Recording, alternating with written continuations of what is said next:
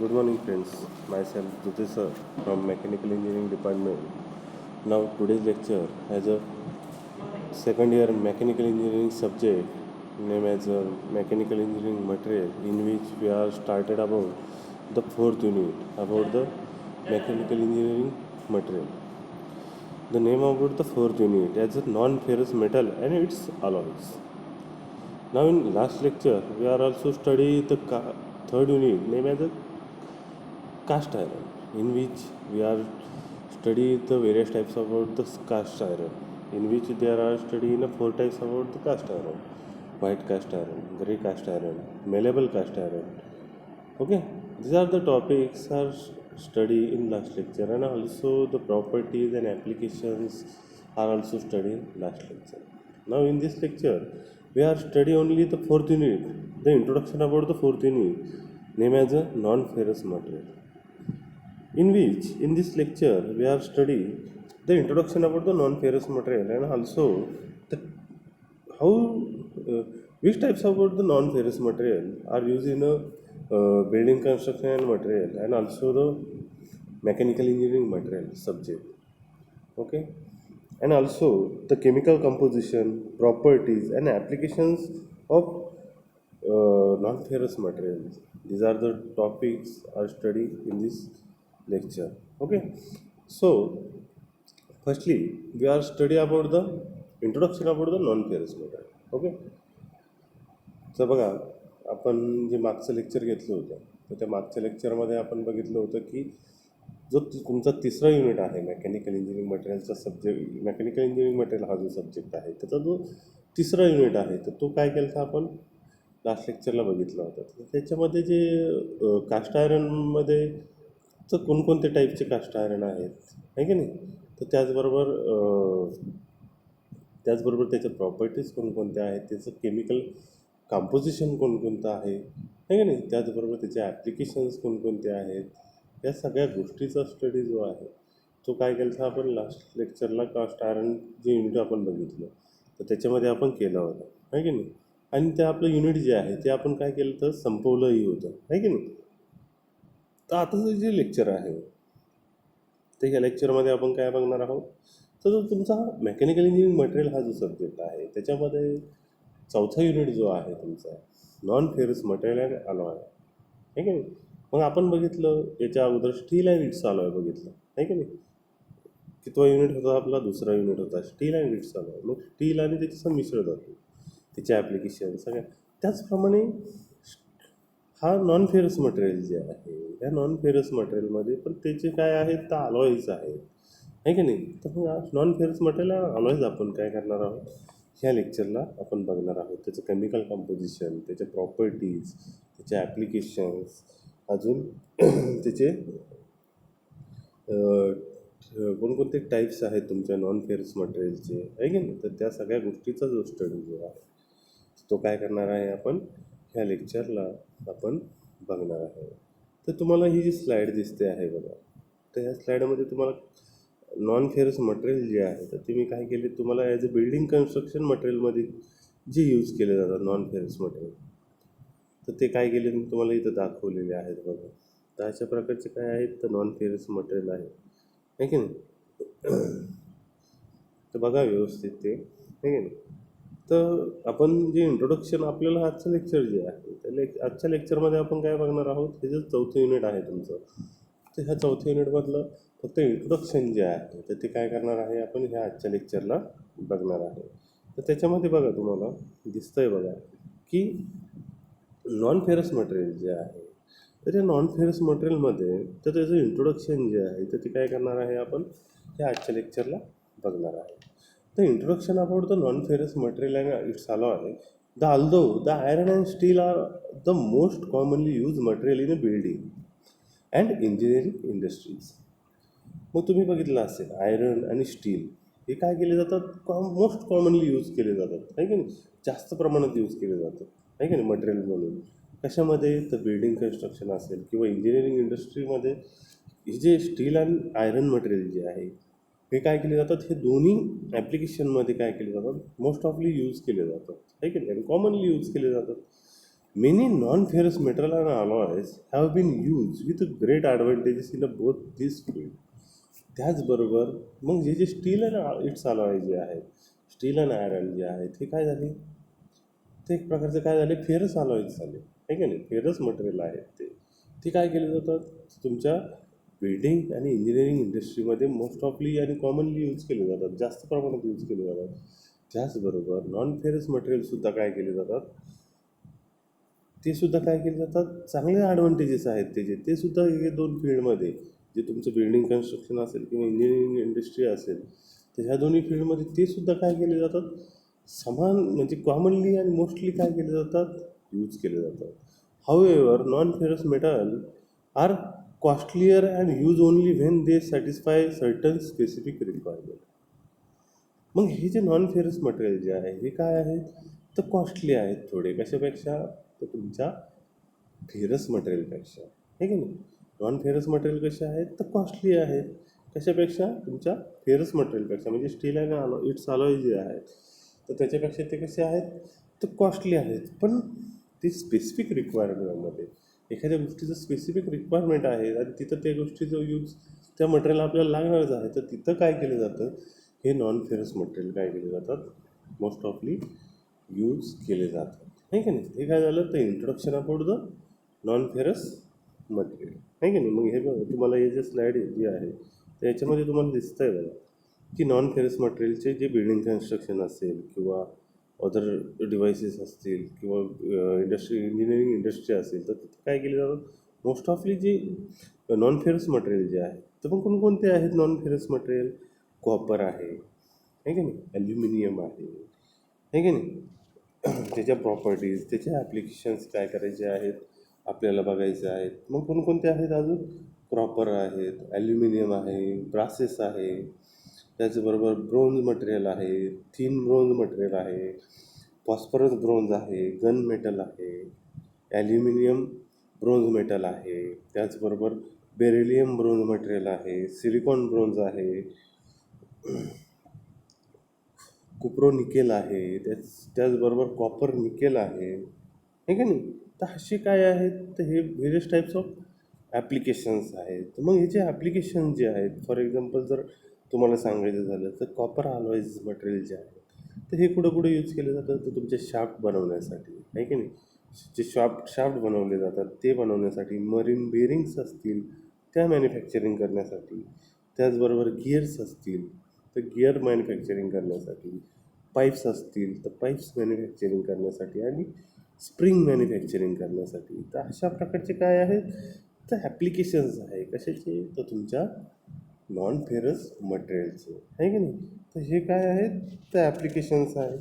तर त्याच्यामधून अजून अजून कोणत्या कोणत्या गोष्टी शिकायच्या आहेत आपल्याला याचबरोबर, तर ॲल्युमिनियम तर आपण बघतोच आहोत, त्याचबरोबर copper lead alloy, silver bearing, aluminium bearing, ह्यासुद्धा काय आहेत, तर एक प्रकारचे नॉन फेरस मटेरियलचं काय केलेले असतात, बनवलेले असतात, आहे की नाही. ह्या सगळ्या गोष्टीचा स्टडी जो आहे, कॉपर बेस बेरिंग असेल किंवा व्हाईट बेरिंग मेटल असेल, आहे की नाही, ॲल्युमिनियम ॲल्युमिनियम मटेरियल जे आहे त्याच्यामध्ये काही अलॉईज मिक्सचर करून, आहे की नाही, ॲल्युमिनियम जे मटेरियल आहे त्याच्यामध्ये अलॉईज मटेरियल मिक्सअप करून हे जे ॲप्लिकेशन मी तुम्हाला अगोदर सांगितले ते काय केले जातात, बनवले जातात. तर अशा प्रकारचा हा जो चॅप्टर आहे तर याच्यामध्ये तुम्हाला काय करायचं आहे, तर हे सगळ्या गोष्टीचा जो स्टडी जो आहे तो काय करायचा आहे आपल्याला याच्यामध्ये करायचा आहे. मग नॉन फेरस मटेरियल जे आहे, तर नॉन फेरस मटेरियलमध्ये कॉपर आहे आणि त्याच्या इट्स अलॉय आहेत, आहे की नाही. In term of non ferrous alloy is use for those alloy we do not have iron and their base element. मग हे जे नॉन फेरस मटेरियल आहे, मग फॉर एक्झाम्पल कॉपर किंवा ॲल्युमिनियमचा विचार जर केला तर हे कसे आहेत, तर नॉन फेरस मटेरियल आहे की नाही. मग हे कुठे यूज केले जातात, कॉपर असेल, ॲल्युमिनियम असेल, तर इलेक्ट्रिकल वायरमध्ये काय केलं जातं, हे मोस्ट ऑफली यूज केले जातं, की जेणेकरून ते काय करण्यासाठी, इलेक्ट्रिसिटी सप्लाय करण्यासाठी, आहे की नाही, ट्रान्सफर करण्यासाठी काय केले जातात, यूज केले जातं. पण त्याच्यामध्ये विदाऊट एनी काय, तर without any not use in a iron material. Alloying material ज्यावेळेस त्याच्यामध्ये यूज केलं जात नाही, तर ते त्यावेळेस ते कसे असतात, तर नॉन फेरस असतात. मग ज्यावेळेस ते अलोईंग मटेरियल त्याच्यामध्ये यूज केलं जातं, तर ते non ferrous material with alloy असं त्याला असं काय होतं, त्याचं मिक्सचर होतं, आहे की नाही. मग त्याला आपण काय म्हणतो, तर फेरस मटेरियल ही म्हणू शकतो, आहे की नाही. तर अशा प्रकारचे काय असतात, मटेरियल असतात. Two of the most important non ferrous metal are aluminium and copper. मग नॉन फेरस मटेरियलमध्ये जर एक्झाम्पल जर द्यायचं झालं तर कोणतं एक्झाम्पल देता येईल, तर ॲल्युमिनियम असेल किंवा कॉपर असेल. तर हे कसं आहे, तर हे दोन मटेरियल जे आहे तर हे कसे आहेत, तर नॉन फेरस मटेरियल आहे, प्युअरली नॉन फेरस मटेरियल. कोणकोणते आहेत, तर ॲल्युमिनियम आणि कॉपर आहे की नाही. Non ferrous metals don't contain iron, for example aluminium, brass, copper, ETC. मग non ferrous material don't contain iron. ज्यावेळेस जे नॉन फेरस मटेरियल आहे त्याच्यामध्ये कोणत्याही आयरनचे कंटेंट त्याच्यामध्ये मिक्सअप केलेले नसतात, आहे की नाही. तर असे जे मटेरियल जे आहे तर ते कोणकोणते आहेत, तर ॲल्युमिनियम आहे, ब्रास आहे, कॉपर आहे की नाही. हे काय आहेत, ते एक प्रकारचे नॉन फेरस मटेरियल आहे. आणि अजून काय आहे, one can also get non ferrous material and alloy, example brass in alloy of copper and zinc.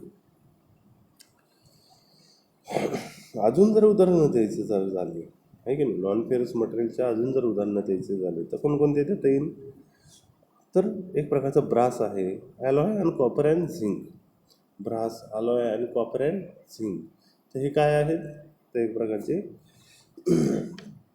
Non ferrous material आहे. अजून काय सांगते इन इंट्रोडक्शनमध्ये, तर non ferrous metal are specified for the structural application required reduce the weight, higher strength, non magnetic properties, higher metallic melting point और resistance of chemical and atmospheric corrosion.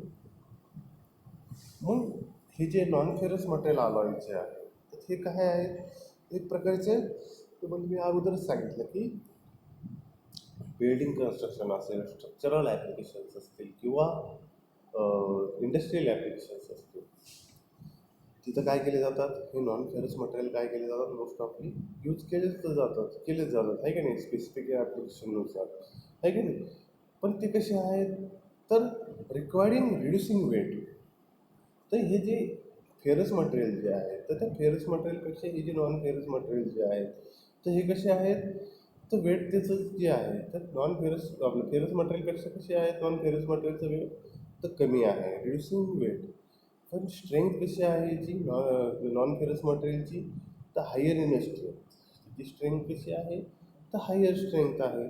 त्याचबरोबर non magnetic properties, जसं की जे ferrous material जे आहे steel and its alloy, तर ते कसे आहेत, तर त्याच्यामध्ये मॅग्नेटिक प्रॉपर्टीज आहेत, आहे का नाही. लघु चुंबकाद्वारे आपण काय करू शकतो, त्याला चिटकून धरू शकतो. तसं याच्यामध्ये मॅग्नेटिक प्रॉपर्टी असते का, तर नाही, आहे की नाही. त्याच्याबरोबर हायर मेल्टिंग पॉईंट, याचा मेल्टिंग पॉईंट कसा आहे, तर हायर मेल्टिंग पॉईंट आहे.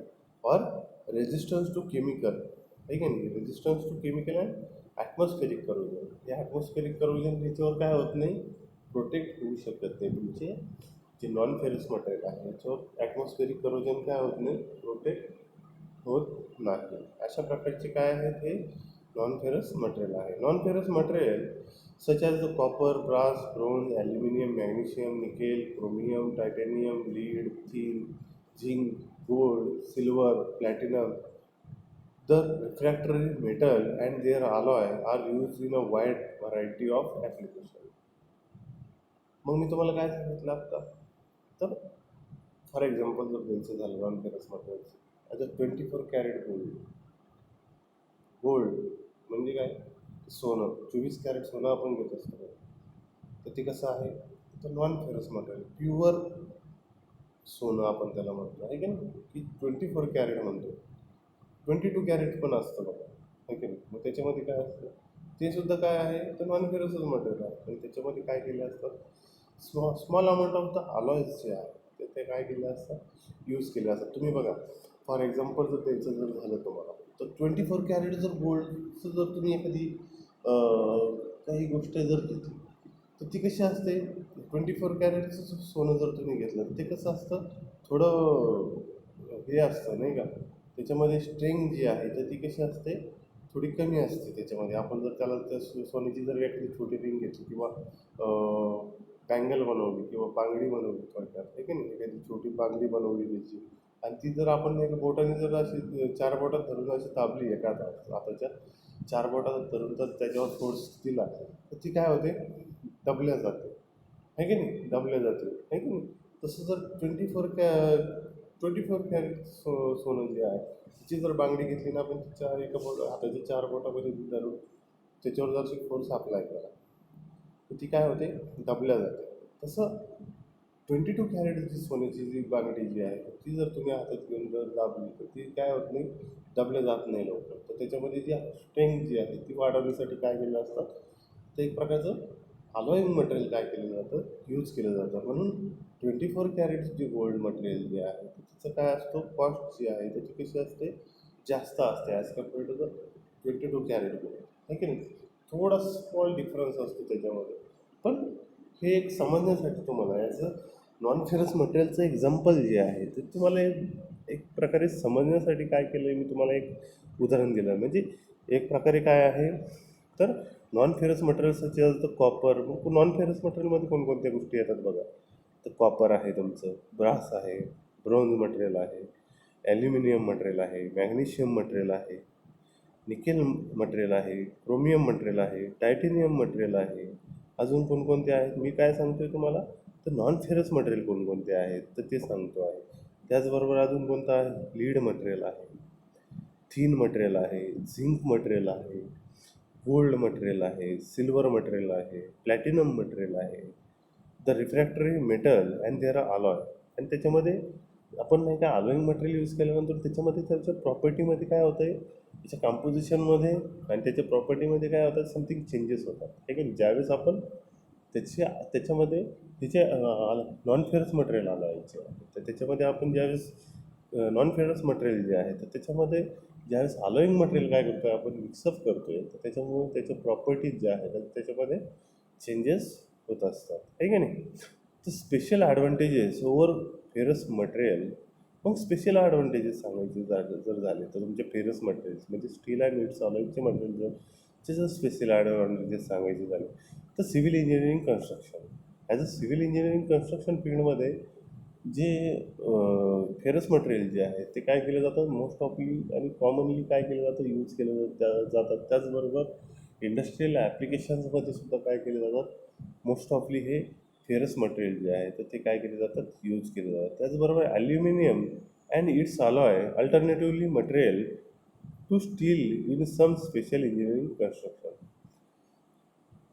मग ॲल्युमिनियम मटेरियलसुद्धा काय केले जातात, मोस्ट ऑफली यूज केले जातात तुमच्या सिव्हिल इंजिनिअरिंग कन्स्ट्रक्शन फील्डमध्ये as a aluminium and alloys alternatively material to steel in some special engineering construction.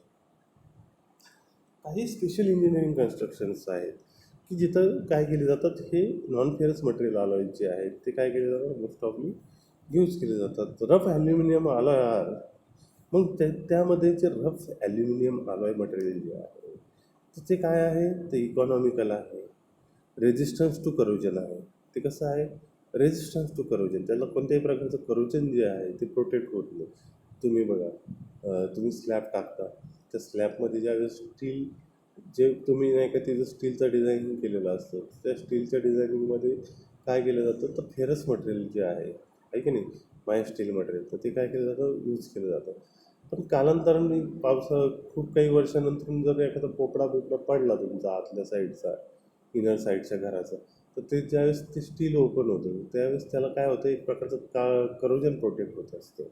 तर मग ते अवॉइड करण्यासाठी ॲज अ स्पेशल ॲप्लिकेशन्समध्ये as a rough aluminium material जे आहे ते काय केलं जातं, मोस्ट ऑफली यूज केलं जातं, की जेणेकरून ते कसं आहे, तर इकॉनॉमिकल आहे, रेजिस्टन्स टू करोजन आहे आणि लाईट इन वेट आहे. जसं की स्टील मटेरियल आहे त्याचं वेट जर बघितलं तर ते कसं होतं, जास्त वेट असतं त्याचं as compared to the aluminium and copper material, आहे की नाही. मग वेट रिड्यूस करण्यासाठी तर असे काही जे रफ ॲल्युमिनियम अलॉय जे आहे तर ते काय केलं जातं, यूज केले जातात ॲज अ स्पेशल ॲप्लिकेशन्समध्ये. पण तुम्हाला काय सांगितलं मी मागं, की तिची जी कॉस्ट जी आहे तर ती कशी आहे, जास्त असते, है की नाही. In the construction of the bridge and route in the situation where not much strength is required, है की नाही. काही कन्स्ट्रक्शन ऑफ ब्रिजेस असतील किंवा रूट्स असतील, आहे की नाही. इन सिच्युएशन म्हणजे ब्रिजचं जर तुम्ही कन्स्ट्रक्शन बघितलं किंवा तुमच्या घराच्या स्लॅबचं जर कन्स्ट्रक्शन बघितलं, तर ते not much strength is required.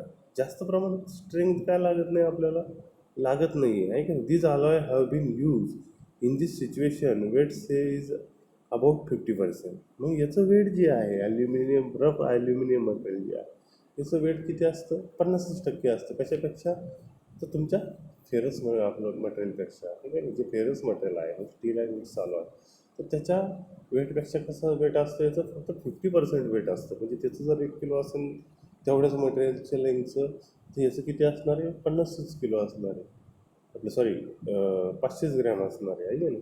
तर अशा प्रकारचं काय असतं, तर एक प्रकारे त्याचं वेट असतं, नाही की नाही.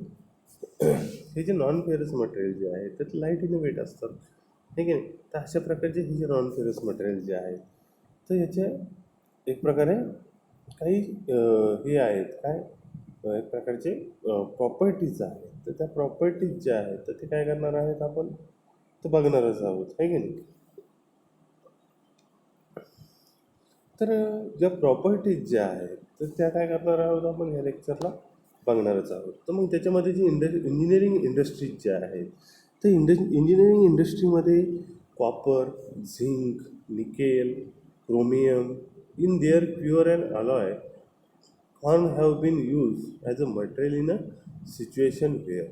मग ज्या त्या सिच्युएशननुसार इंजिनिअरिंग इंडस्ट्रीमध्ये कॉपर मटेरियल किंवा झिंक मटेरियल, निकेल असेल किंवा क्रोमियम असेल, हे काय केलं जातं, ज्या त्या सिच्युएशननुसार काय केलं जातं, इंजिनिअरिंग इंडस्ट्रीमध्ये यूज केलं जातं, आहे की नाही. मग ते ॲज अ प्युअरली असेल किंवा mix up about the mix up in a alloying material, आहे की नाही. तर मग काही प्युअरली यूज केलं जातं, तर काही अलाविंग मिक्सअप करून काय केलं जातं, यूज केलं जातं. आणि कशामुळे, ते वेगवेगळ्या सिच्युएशननुसार काय केलं जातं, तर इंजिनिअरिंग इंडस्ट्रीमध्ये हे मटेरियल जे आहे तर ते काय केलं जातं, यूज केलं जातं. मग त्याची जे प्रॉपर्टीज ज्या आहेत तर ते कोणकोणत्या आहेत, तर त्याच्यामध्ये first one as a high tensile strength. याची टेन्साईल स्ट्रेंथ कशी असते, तर high inner tensile strength is required at elevated temperature. मग ते काय लागतं, is required at elevated temperature. Elevated temperature त्याला एक प्रकारे दिलं, एक प्रकारचं त्याचं एक स्पेसिफिक टेम्परेचर त्याला जर दिलं तर ते काय होतं, हाय टेन्साईल स्ट्रेंथ त्याची आपल्याला भेटू शकते. त्याच्यानंतर हाय डक्टिलिटी आणि malleability are required. Example screening, staple, bolt, cable, weld, कॅचर्ड, आहे की नाही. ते कसे आहेत, तर हाय डक्टिलिटी आणि मेलेबल आहेत, आहे की नाही. त्याच्यानंतर high resistance to heat is required. हे कसे आहेत, अजून हाय रेजिस्टन्स आहेत. आणि हीट कायशी आहे, हीटसाठी ते कसे आहेत, हीट इज रिक्वायर्ड, आहे की नाही. त्याच्यामुळे ते गरमही होऊ शकतात जास्त प्रमाणात. एरोस्पेस अँड पेट्रोकेमिकल ॲप्लिकेशन्समध्ये काय केले जातात, मोस्ट ऑफली यूज केले जातात. हाय इलेक्ट्रिकल कंडक्टिव्हिटीसाठी कसे आहेत, ते सुटेबल आहेत, आहे की नाही. It is the desired property. Example wire wound resistor, थ्रेशोज थ्रेओस्टाट, पोटेन्शिओमीटर अँड शंट. साठी काय केले जातात, हे हाय इलेक्ट्रिकल कंडक्टिव्हिटी मटेरियल काय केलं जातं, मोस्ट ऑफली यूज केले जातात, आहे की नाही. आपलं इलेक्ट्रिसिटी वाहून नेण्यासाठी कसे आहेत, ते सुटेबल आहेत, आहे का नाही, तुमचे हे जे नॉन फेरस मटेरियल. त्याच्यानंतर alloys are also use as a thermostat, metal, radio and electronic devices. ज्या एवढ्या काही इलेक्ट्रॉनिक डिव्हाइसेस आहेत तर त्या बनवण्यासाठी काय केलं जातं, हे नॉन फेरस मटेरियल काय केलं जातं, मोस्ट ऑफली यूज केलं जातं. Allowing R use and थर्मोस्टाट metal, आहे की नाही. जे तुम्ही थर्मोस्टॅट बघितले असेल, तुम्हाला आहे बघा, BEE सब्जेक्ट आहे, त्या BEE सब्जेक्टमध्ये तुम्ही थर्मोस्टॅट बघितलं असेल, रेजिस्टर्स बघितले असतील, वेगवेगळे जे मटेरियल बघितले असतील, तर ते काही कॉपर आणि अलोईंग मटेरियलचे काय केलेलं असतं, मोस्ट ऑफली बनलेले असतात ॲज अ प्युअर मेटल, आहे की नाही. प्युअर मटेरियलचे ते काय केलेले असतात, बनलेले असतात. तर अशा प्रकारचे हे जे नॉन फेरस मटेरियल आहेत त्याच्या काही या सम ऑफ द प्रॉपर्टीज आहेत. तर precision devices in aircraft control, telecommunication, automotive applications. त्याचबरोबर हे जे नॉन फेरस मटेरियल आहे त्याच्यामध्ये अलोईंग मटेरियल ज्यावेळेस आपण मिक्सअप करतो, तर अलोईंग मटेरियल ज्यावेळेस त्याच्यामध्ये मिक्सअप केलेलं असतं त्यावेळेस ते कसे होतात, तर threshold metal as a precision devices in aircraft control. तुमचं एअरक्राफ्ट कंट्रोलिंग सिस्टीममध्ये काय केलं जातं, हे नॉन फेरस मटेरियल काय केलं जातं, मोस्ट ऑफ यूज केलं जातं. त्याचबरोबर टेलिकम्युनिकेशन्स असतील, आहे की नाही, दूरसंचार निगम आपण त्याला म्हणतो. त्याचबरोबर ॲटोमोटिव्ह ॲप्लिकेशन्स असतील, म्हणजे ज्या व्हेकल्स आहेत ॲटोमोटिव्ह व्हेकल, तर तिथंसुद्धा काय केले जातात, हे मटेरियल जे आहे नॉन फेरस मटेरियल ते काय केले जातात, मोस्ट ऑफली यूज केले जातात. तर अशी काही आहेत त्या ॲप्लिकेशन्स आहेत तुमच्या नॉन फेरस मटेरियलचे, नाही की नाही. आजचं जे लेक्चर जे आहे तर त्या लेक्चरमध्ये आपण काय बघितलं फक्त, तर introduction about the fourth unit name as a non ferrous material and it's alloys. I hope so की तुम्हाला हे जे इंट्रोडक्शन जे आहे आजच्या युनिटचं हे तुम्हाला समजलं असेल अशी आशा करतो, आणि आपण इथे थांबू. ओके, ठीक आहे. पुढच्या लेक्चरला आपण हे जे नॉन फेरस मटेरियल जे आहे याचं आपण अजून प्रॉपर्टीज जे आहे, कॉपर मटेरियल आहे, ॲल्युमिनियम मटेरियल आहे, तर याच्या प्रॉपर्टीज ज्या आहेत ते काय करणार आहोत आपण वन बाय वन बघणार आहोत, आहे की नाही. हा जो सब्जेक्ट आहे तुम्हाला ह्याचं मल्टिपल चॉईस टाईप क्वेश्चन असतात, आणि ते काय करायचे, एक क्वेश्चन आणि 4 ऑप्शन दिलेले असतात, त्यातले एक पर्याय जो आहे तो तुम्हाला निवडायचा असतो, आहे की नाही. तर त्याच्यासाठी हे जे लेक्चर जे आहेत तर खूप गरजेचे आहेत, की जेणेकरून छोट्या छोट्या गोष्टी ज्या आहेत ते तुमच्या बारकाईने तुमच्या लक्षात राहू शकतात, की जेणेकरून तुम्ही त्या लक्षात ठेवलं तर तुम्हाला त्याचा एक्झामला फायदा होऊ शकतो. ओके, ठीक आहे, थांबू आता.